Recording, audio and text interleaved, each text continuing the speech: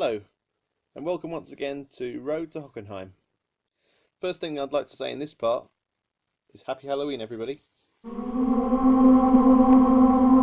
As promised though, this series is, as I said in the preview, once a month until I attend the German Grand Prix at Hockenheim in the last few days of July in 2016.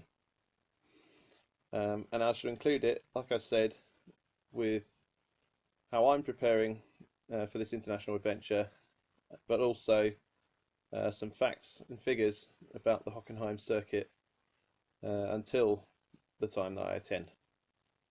The first year that I started watching Formula One as a whole season, not counting the Japanese Grand Prix that I watched in the early hours in 1996, the Hockenheim race was as much the German Grand Prix as the German Grand Prix was for Hockenheim. In other words, I felt I could interchange them pretty easily. They went together, as far as I was concerned, like McDonald's and fries. It was a very different track then, even then, to how it is now. Because back then, the cars used to be much like how they are now for Monza, because they used to have very, very skinny rear wings so that they could utilise the 4 long straights dissected by 3 chicanes, so that they could regularly top 220 miles an hour going down the straights. Of course, this made the last section of the lap, the stadium section, or Motordrome as they call it, a problem, because they had to make the best of a bad job in terms of having very little downforce, but having to go through a tight, twisty section at the end of the track. And also, it was with those long straights of being more than 1 kilometre long, dissected by 3 chicanes, it meant that the track was exceptionally long. It was just over 4¼ miles round. Only Spa-Francorchamps was a longer track at the time, being more than 4.3 miles.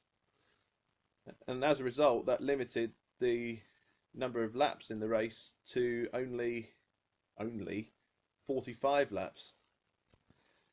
But sadly, after the 2001 race, the decision was taken to begin reprofiling the Hockenheim circuit to a design by Hermann Tilke, which is what we see today. Very much shortened.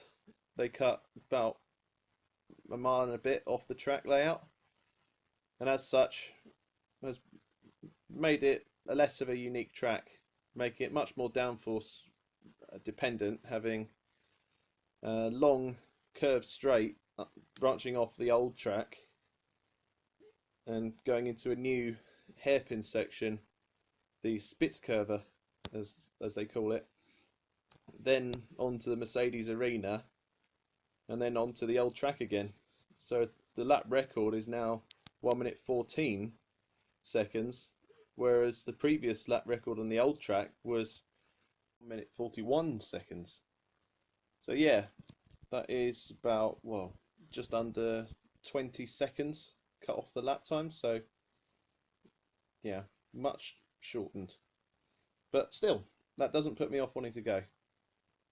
An international adventure always appeals, especially when the cost is so cheap compared to Silverstone. I'll look forward to going.